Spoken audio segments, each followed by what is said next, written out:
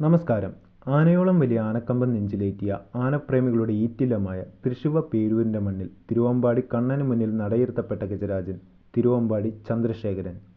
തൃശൂർ തിരുവമ്പാടി സ്വദേശിയായ ഗോപിവാറാണ് 2007 ചന്ദ്രശേഖരനെ കണ്ണന് മുന്നിൽ നടയിരുത്തുന്നത്. ജന്മം കൊണ്ട് ബീഹാറിയാണെങ്കിലും നാടൻ ആനകളോട് കിടപിടിക്കുന്ന ലക്ഷണത്തികവും ഗജസൗന്ദര്യത്തിനും ഉടമയാണ് തിരുവമ്പാടി ചന്ദ്രശേഖരൻ. നടയിരുത്തുമ്പോൾ ഏകദേശം 8 അടിയടുത്ത് ഉയരവും 25 വയസ്സിനോടടുത്ത് പ്രായവും ഉണ്ടായിരുന്നു.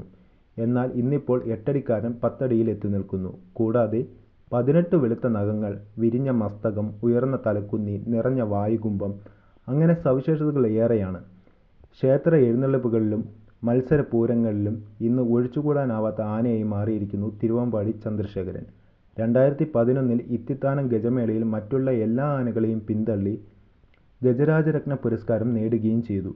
അകാലത്തിൽ പൊലിഞ്ഞുപോയ പൂരനായകൻ തിരുവമ്പാടി ശിവസുന്ദറിൻ്റെ വിയോഗത്തോടെ തൃശൂർ പൂരത്തിൻ്റെയും തിരുവമ്പാടിയുടെയും പുതിയ പൂരനായകനായി മാറിയിരിക്കുന്നു തിരുവമ്പാടി ചന്ദ്രശേഖരൻ. വരുംകാല ഉത്സവങ്ങളിലെല്ലാം തന്നെയും ഇതേ ചന്ദ്രശോഭയോടുകൂടി മുന്നോട്ട് പോകുമാറാകട്ടെ എന്ന് ആശംസിക്കുന്നു.